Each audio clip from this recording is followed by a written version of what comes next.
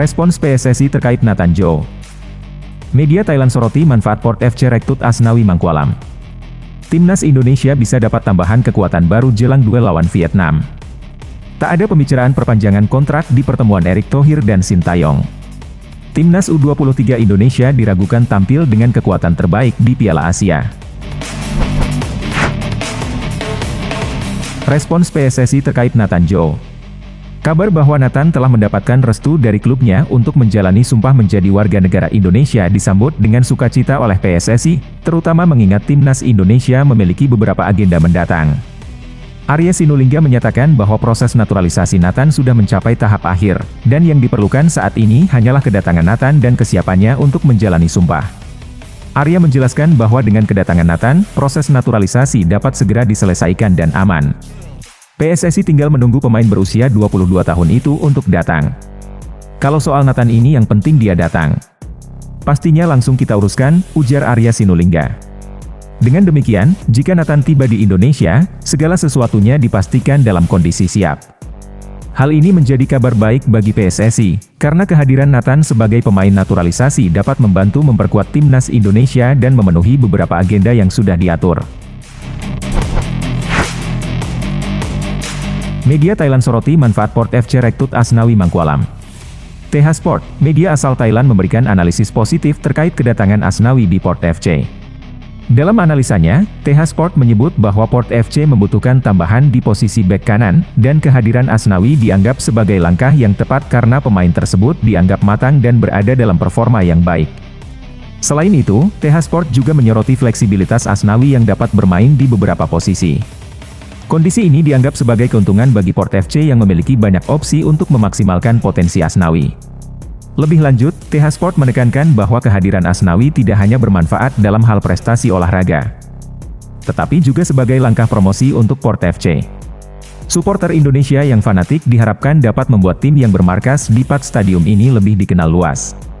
Menggaet Asnawi untuk bergabung dengan tim juga memberikan efek positif bagi Port FC dari segi pemasaran, karena bek kanan ini dinilai sudah berada di level superstar bagi masyarakat Indonesia.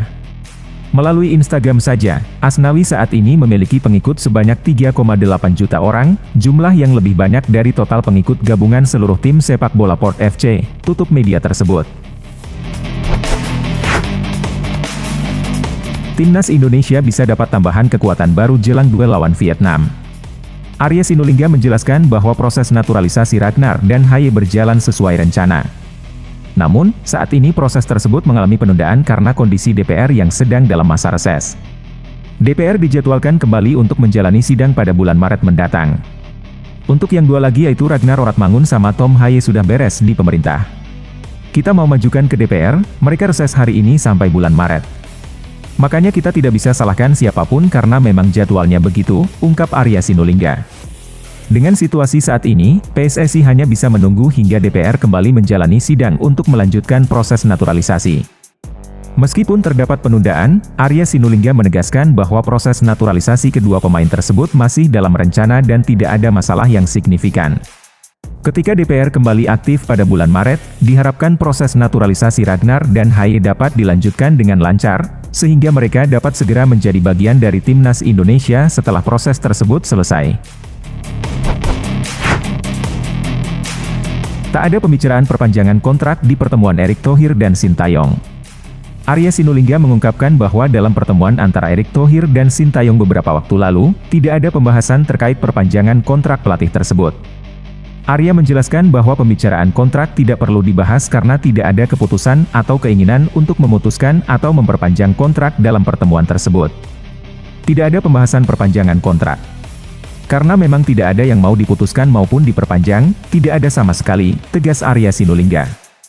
Kontrak Sintayong seharusnya berakhir pada Desember 2023, namun PSSI sudah memperpanjang kontraknya selama 6 bulan, sehingga Sintayong akan tetap menjadi pelatih Timnas Indonesia hingga Juni 2024. Dengan demikian, perpanjangan kontrak pelatih tersebut telah selesai dan Sintayong diharapkan untuk menyelesaikan tugasnya dengan baik hingga masa kontraknya berakhir pada Juni 2024. Timnas U23 Indonesia diragukan tampil dengan kekuatan terbaik di Piala Asia. Sintayong menyampaikan pentingnya memperkuat Timnas U23 dengan pemain terbaik. Meskipun Sintayong menyebut beberapa pemain potensial, hingga saat ini tidak ada jaminan bahwa mereka akan dapat tampil untuk memperkuat timnas U23. Hal ini menjadi kompleks karena Piala Asia U23 tidak termasuk dalam agenda FIFA, sehingga klub tidak memiliki kewajiban untuk melepas pemainnya ke tim nasional. Meskipun tidak ada jaminan kehadiran pemain terbaik, Sintayong tetap menargetkan kesuksesan dalam Piala Asia U23. Pelatih berusia 53 tahun tersebut tetap menargetkan lolos ke babak 8 besar, bahkan mengincar hingga babak 4 besar atau semifinal. Target ini diakui sebagai tantangan berat mengingat kondisi dan kendala yang dihadapi timnas U23 Indonesia. Indonesia belum sepenuhnya level Asia.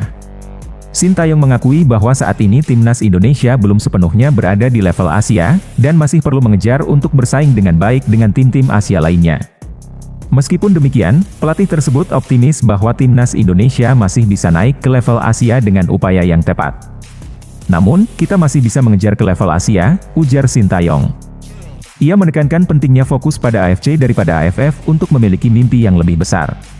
Sintayong menyebut bahwa ada beberapa proyek yang dapat dilakukan untuk membantu timnas Indonesia naik ke level Asia, dan ia yakin bahwa dengan kerja keras, timnas Indonesia dapat berkembang lebih baik dan bersaing di level Asia suatu saat nanti. Sebelumnya, Sintayong pernah menyatakan bahwa timnas Indonesia sudah berada di level Asia sebelum Piala Asia 2023. Namun, dalam pernyataannya kali ini, ia mengakui bahwa masih ada pekerjaan yang perlu dilakukan untuk mencapai tingkat kompetisi yang diinginkan. Ketua Umum PSSI, Erick Thohir juga mendukung gagasan untuk terus meningkatkan kualitas timnas Indonesia. Erick menyatakan bahwa upaya untuk menjadi lebih baik tidak mudah, terutama mengingat sejumlah kendala seperti jadwal yang tidak selalu sesuai dengan kalender FIFA. Erick menegaskan perlunya perencanaan yang baik dan kerjasama dengan liga untuk mencapai tujuan tersebut. KMSK Deins soroti kerja keras tak kenal lelah Marcelino. Klub KMSK Deins memberikan tempat spesial untuk Marcelino Ferdinand dalam unggahan di media sosial sebagai bentuk pengakuan terhadap kinerjanya pada pekan lalu. Dalam unggahan di Instagram, KMSK Deins menampilkan 4 foto Marcelino dan 1 video, menyertai keterangan singkat yang merinci perjalanan pemain timnas Indonesia tersebut dari Piala Asia langsung ke Challenger Pro League di Belgia. Dari Piala Asia langsung ke Challenger Pro League, tulis Deins dalam keterangan tersebut. Unggahan tersebut mencerminkan perjalanan Marcelino dari Qatar ke Belgia setelah menyelesaikan tugas bersama timnas Indonesia pada 28 Januari dalam laga 16 besar Piala Asia. Marcelino tiba di Belgia dan langsung masuk dalam skuad Deins yang menghadapi klub Brugge 2.